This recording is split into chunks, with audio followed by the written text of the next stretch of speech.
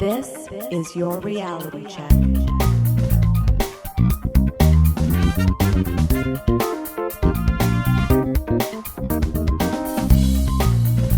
Hi everyone, and welcome to The Reality Check, your weekly Canadian show that explores a wide range of controversies and curiosities using science and critical thinking.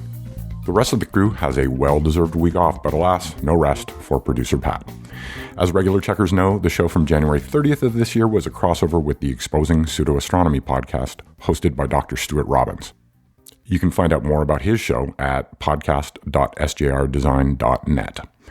That recording was actually much longer than what we originally aired, and so this week we bring you the rest, where Adam looks into whether aliens visiting Earth are likely to be hostile, Cristina examines the Lunar effect, and Dr. Stu tries his hand at hosting my patented and trademark mostly guessing game, Name That.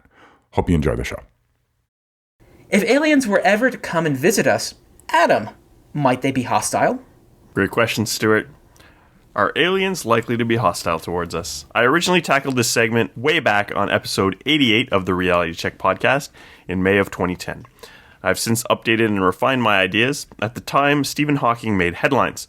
In the documentary series, he said that people should be avoiding contact with aliens because it could turn out for the worse for us. He compared aliens to Christopher Columbus coming to the New World, in this case, coming to Earth. He suggested that aliens would have used up their own planet's resources and would have come to ours to steal ours.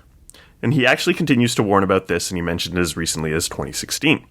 So the idea was not new at the time, and it does persist to this day. More recently, the movie Battleship from 2012 has a character which references this exact analogy to Christopher Columbus coming to the New World, which is almost surely based on Stephen Hawking's words. Nothing like a good Battleship reference, Adam. It's a great movie. It's. Did you guys even watch it? I enjoyed it. It's fun. So, is this at all plausible? If aliens were coming to the Earth for almost any kind of resource, coming here to get that resource seems like a really, really bad play. Water is one example of a resource that aliens are often looking for. Water is abundant in our solar system and the universe in general. Within our solar system, it can also be found in Saturn's rings, many outer moons, and the Oort cloud. These are all much easier to access than the Earth, which is close to the Sun, which requires entering 2 large gravity wells just to get to the water.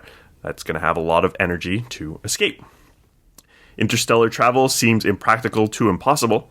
At the very least, it would require a lot of effort, so we should assume that the aliens would need a good reason to come this far out. All of this to get what? Water full of salts and other impurities? Water is made out of what? Hydrogen, the most common element in the universe, and oxygen, the third most common element in the universe. There is really nothing chemically significant about the Earth. Metals on Earth aren't that rare, but the Earth is potentially rare because of life. So Pat talked about the Drake equation. We don't really know the answer, but it seems that life is relatively rare. Seeing that we haven't encountered it, it might be. To travel through a galaxy, which is mostly devoid of life, and then to strip a planet which is life-bearing seems kind of silly. Assuming that aliens are at worst ambivalent to us, they would only strip the Earth if they were also stripping all barren planets as well. Assuming that they cared in the slightest bit about other life, it would be a negligible cost, all considered, to just skip the Earth in the unlikely case that draining planets was their actual plan. If, however, they're looking for life for a reason, we can speculate as to why they might want to kill or enslave us. So why would aliens want to use humans as slaves? Aliens could likely make much better robots or machines that could do the same work we could. Humans are very inefficient. They produce muscle power inefficiently through eating and breathing. Here on Earth, we've replaced horses, dog sleds, and oxen with more efficient machines for the most part, and we're far from developing interstellar travel.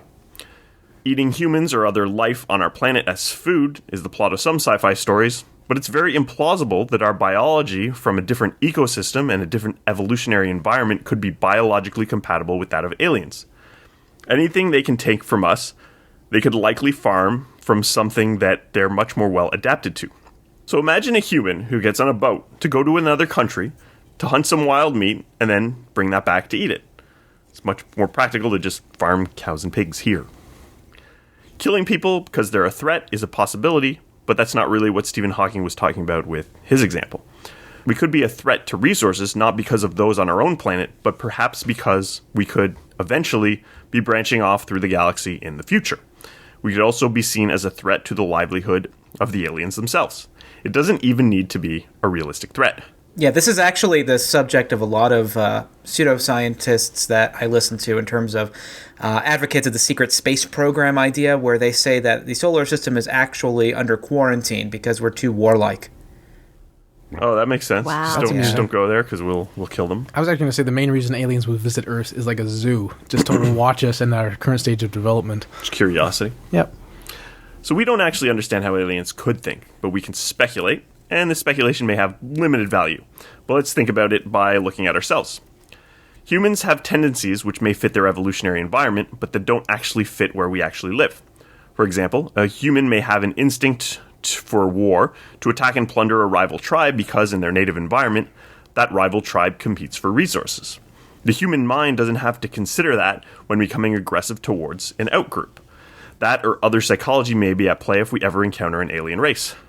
I want to destroy the alien society, not because I benefit from destroying it, but because I am limited in my thought processes and predisposed to go to war based on my evolutionary environment or based on poor analogies to life on my own planet. Humans become less violent over time, but we can't assume this of all species. We can only speculate about the world aliens come from, what their species values, what they've been able to overcome through self-domestication, reason, social development, and things like that. They may very well want to destroy us because we are different, not because it is rational, but simply because in their own evolutionary environment, that is the practice which best benefited them, and despite all else, they can't overcome that base instinct. This is pure speculation. I just want to illustrate that they might want us dead, which could be bad. I think it's a very interesting point. Well, it is pure speculation. We pretty much all believe, though, life had to evolve somewhere for it to exist somewhere.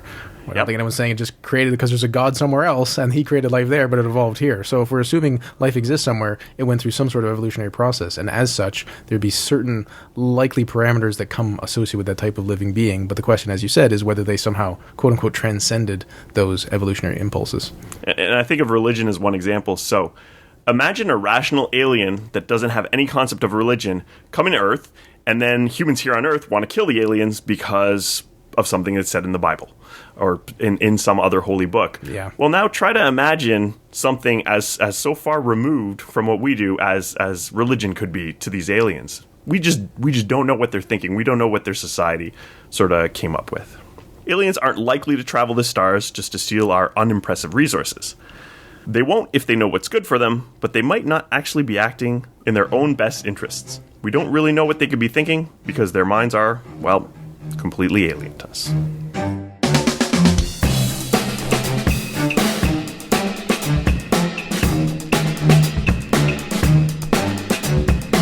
Cristina, am I just loony because there's a full moon or some other weird moon phase out right now? Well, perhaps. So I first covered this on the reality check when one of our listeners, who's a nurse, wrote in frustrated at how many doctors and nurses believe the phases of the moon have an influence on us. Since you mentioned many of your listeners have written in about the same topic, Stuart, I thought it'd be great to revisit this on your show. Pure lunacy. Pure lunacy. The lunar effect, also sometimes referred to as the Transylvania effect, is a notion that the phases in the roughly 29.5-day lunar cycle somehow influences human behavior and mental health. More specifically, many people believe that when there's a full moon, people are more likely to act out or get injured, commit crimes, and so on.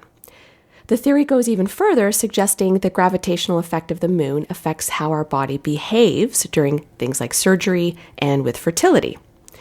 So I'm sure you guys have heard a lot of people say throughout your lives, there must be a full moon tonight. And usually it's in an effort to explain someone's behavior or some other unusual occurrence that transpires. Lunar comes from the Latin word luna, meaning moon, also the prefix in the word lunatic. Belief in the lunar lunacy effect has persisted since the Middle Ages in Europe when people believed some humans morphed into werewolves or vampires during a full moon. Now, funny enough, this is still a widely held belief, especially with EMS personnel, hospital staff, and police officers who work late night shifts. A few years ago, BBC News reported that some British police departments went as far as actually adding extra officers on night shifts with a full moon. Now, there's been a considerable number of studies over the years aimed at finding any statistical connection between the moon and human behavior or biology. There were at least 40 published studies on the purported lunar lunacy connection and 20 or so published studies on the purported lunar birth rate connection by the late 80s alone. But the majority of legit and reliable studies comparing the lunar phases to hospital admissions, seizures, violence, suicides, births, to name a few, have consistently shown little or no statistical connection. Well, wait, Cristina, did they link this at all to the astrological cycles too? Maybe there's a connection if the moon's in Sagittarius. Oh yeah, absolutely. Yes, that is a huge factor, Stu. Just checking. In the case of any studies claiming to reveal some kind of connection, well, those turned out to be flawed, or they haven't been peer-reviewed or easily reproduced. Several extensive literature reviews and meta-analyses have found no correlation between the lunar cycle and human biology or behavior. Now, briefly, here's a couple of examples from reputable studies in peer-reviewed journals. Although some patients believe their seizures were triggered by a full moon, a 2004 study in the journal Epilepsy and Behavior found no connection between epileptic seizures and moon phases. A 2005 study by Mayo Clinic researchers that looked at how many patients checked into a psychiatric emergency department between 6 p.m. and 6 a.m. Found no statistical difference between the 3 nights surrounding full moons versus other nights. And I should note that they did this over several years.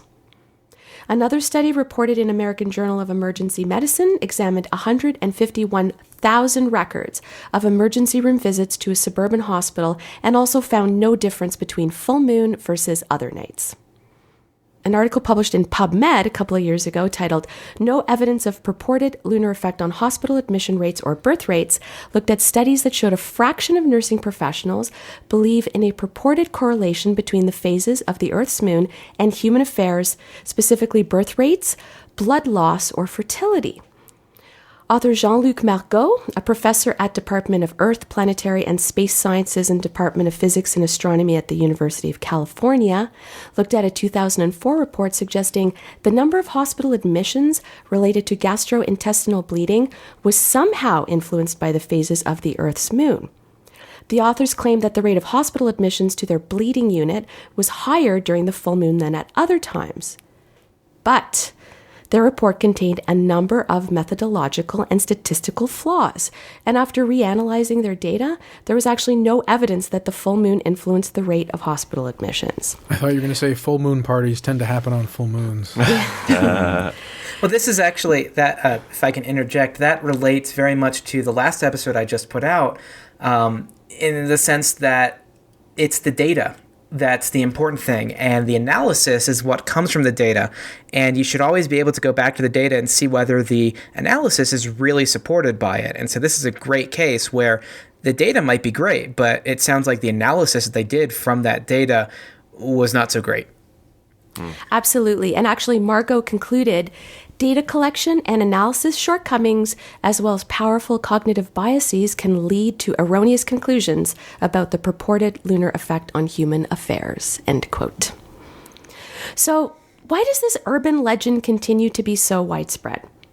It's easy to blame the media. News coverage over the years hasn't done much to help dispel the myth, nor have countless movies and books perpetuating lunar lunacy, but we can't just blame the media. Confirmation bias, which is the tendency to interpret new evidence as confirmation of our existing beliefs, definitely plays a big role. University of Wisconsin psychologists Lauren and Jean Chapman call this illusory correlation, a perception of an association that does not in fact exist. Let me explain a little bit further. Our minds have a tendency of recalling most events better than non-events. So when there's a full moon and something weird happens, we're more likely to notice and make a connection that'll fit our preconceived notions. But if there's a full moon and nothing noteworthy happens, we don't really make a mental note, right? Mm-hmm. Benjamin Radford, the bad science columnist at lifescience.com, explains it simply. If police and doctors are expecting that full moon nights will be more hectic, they may interpret an ordinary night's traumas and crises as more extreme than usual. Our expectations influence our perceptions, and we look for evidence that confirms our beliefs. Now, some of you may have heard people suggest that since humans are mostly made of water, surely the tides have an effect on us. While it's true that the average human body can range from 50 to 75% water, I promise the moon is not magically disrupting the water molecules in your nervous system. First of all, the gravitational effects of the moon are too small to have any meaningful effect on our brains or behavior. The late astronomer Georgia Bell of UCLA noted that a mosquito sitting on your arm exerts a more powerful gravitational pull on you than the moon does. Also, the moon's gravitational force only affects open bodies of water like oceans and lakes, not contained sources of water. So if you're still not convinced, the highest tides don't just occur during a full moon, but also during a new moon when the moon is between the Earth and the Sun. So the gravitational effect of the moon is just as strong during the new moons when the moon is invisible to us. Yeah, they're about 40 to 45% stronger. So there you have it. And the more one thinks about it, the more peculiar it seems. Because as you just pointed out, it's not like the moon goes away. You can just see less of it from Earth, because that's what the sun is illuminating from that particular perspective. So then you'd have to go like, well, it must be the illumination from that slice of the moon and not the gravity, which, as you said, has no effect. It really just doesn't make any sense at all. Yeah.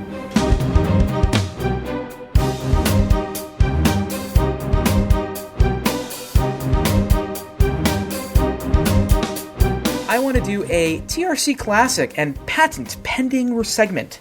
Name that Powers of 10 Edition, aka everybody's favorite mostly guessing game. In episode 429, Pat had a segment that surprised lots of people on the scale of things, specifically about trees on Earth versus stars in the Milky Way. I thought that it would be interesting to do something similar with Powers of 10 in the universe, although mostly in the solar system because that's what I study. There will be 5 questions, all multiple choice. I've already selected the order. I'll let you know what it is momentarily. To make things slightly easier, I'm also going to Skype these to you as I give them to you because it's like 10, 100, 1,000, blah, blah, blah, blah. So the first question is, how many Earths could fit across Jupiter? A, 1 Earth. B, 10. C, 100. Or D, 1,000. So, Pat, going first, how many Earths could fit across Jupiter? Jupiter's enormous. I'll go with 1,000. Okay. Adam. Some reason I wanted to say 39, but you're going for powers of 10, so I'm going to go with 100. I think it's because we're going across and we're not doing volume, in which case it would be, to the power of 3. Okay. Ish. So, Adam chooses C, 100. Darren next.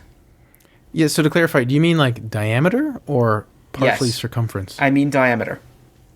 Then I will also pick 100, which I think is C. Okay. And last but not least, Cristina. I'm with Pat. Jupiter's pretty damn big. I'd say D. All right. This round goes to Stuart. The answer is B. Only 10. Wow. Yeah. See, that's the thing, is that you think Jupiter is huge. But in terms of actual diameter, so linear length, it's not as big as you think. Second question is similar. How many Jupiters could fit across the sun? A, 1. B, 10. C, 100. Or D, 1,000. And what we'll do is we'll just rotate. So, Adam, you go first. Is the ratio of Earth to Jupiter equivalent to Jupiter to Sun, or is it... I think the ratio of Sun to Jupiter is going to be greater, so I'm going to go with C, 100. Okay. Darren? I will pick 10. Okay. Cristina? C. Okay, 100. And Pat? I'm very wary now.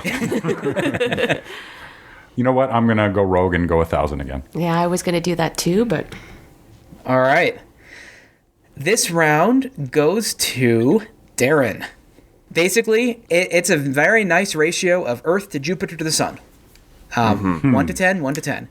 And that is also tells us basically how much light a Jupiter-sized planet is going to block from a sun-like star, because you can take the linear length and square it to get the area. So a Jupiter-sized planet is going to block 1% of the surface area of the sun as Jupiter goes in front of it. So that's also how we can kind of figure out how big these exoplanets are if they go in front of their star, is just by looking at the amount of light that they block. So the third question is, how many Earths could fit in a line, so again we're talking about diameter, between Earth and the Sun? A, 1 billion. B, Oh boy. B, 10 million. C, 100,000.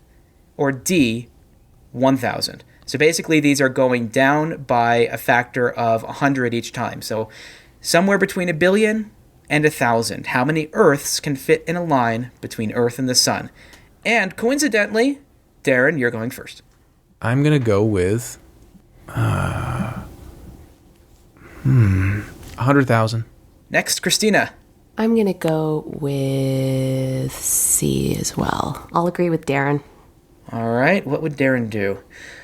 Pat is next. So sorry, just again, Stuart, 1,000, 100,000, 10 million, or 1 billion? Yes, 1,000, 100,000, 10 million, or 1 billion, although I named them in reverse order. My math's not working out to any of those. Yeah, I had the same problem, Pat. Hopefully I did my math correctly. So I'll agree with both Cristina and Darren on 100,000. And Adam.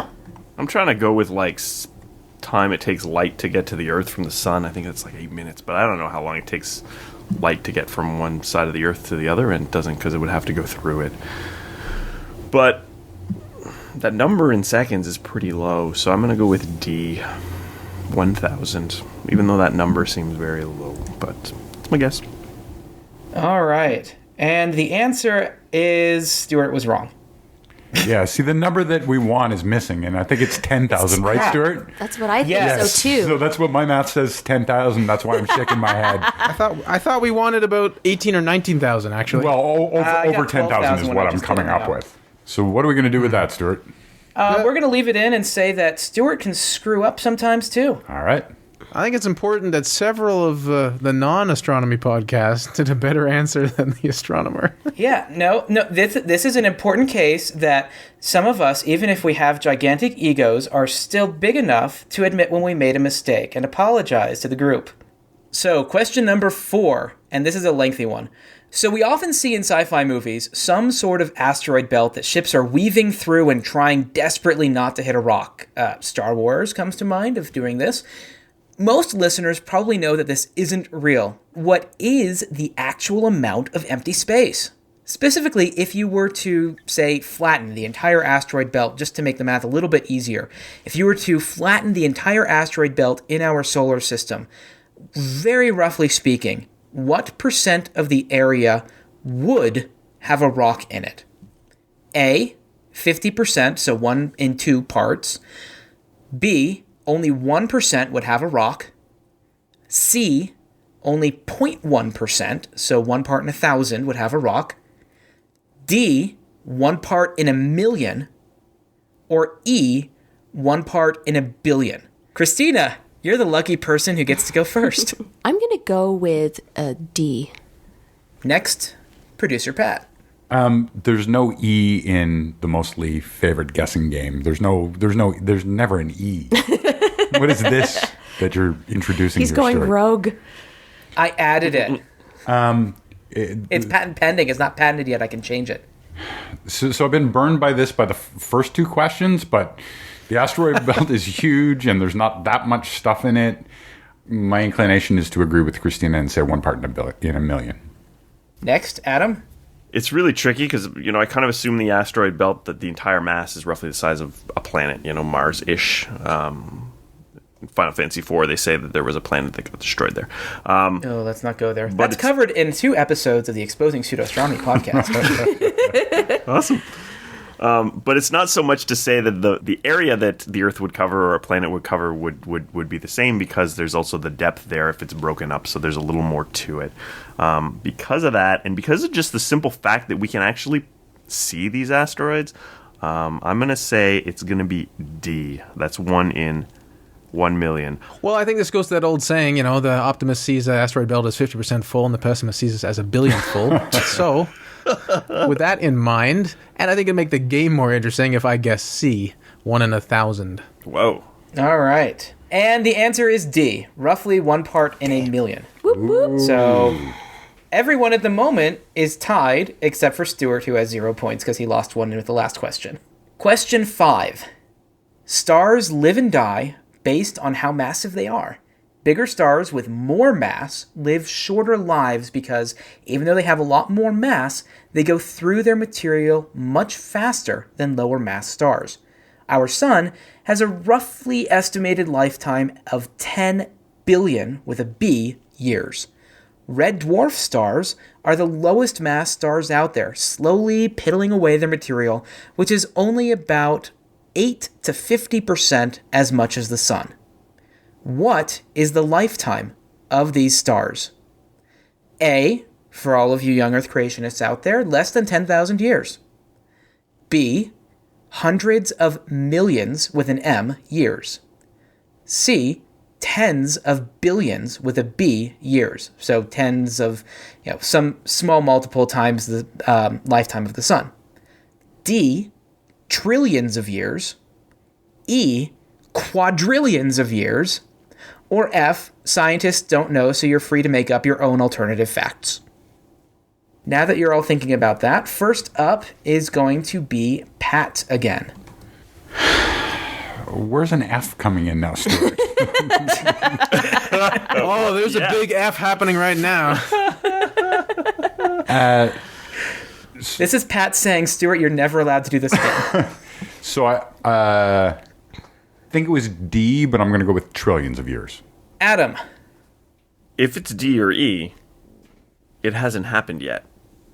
So I'd partially be tempted to say F, but I think that astronomers can still model and say this is how long we assume they would survive, even though one has never actually, been depleted in the history of the universe.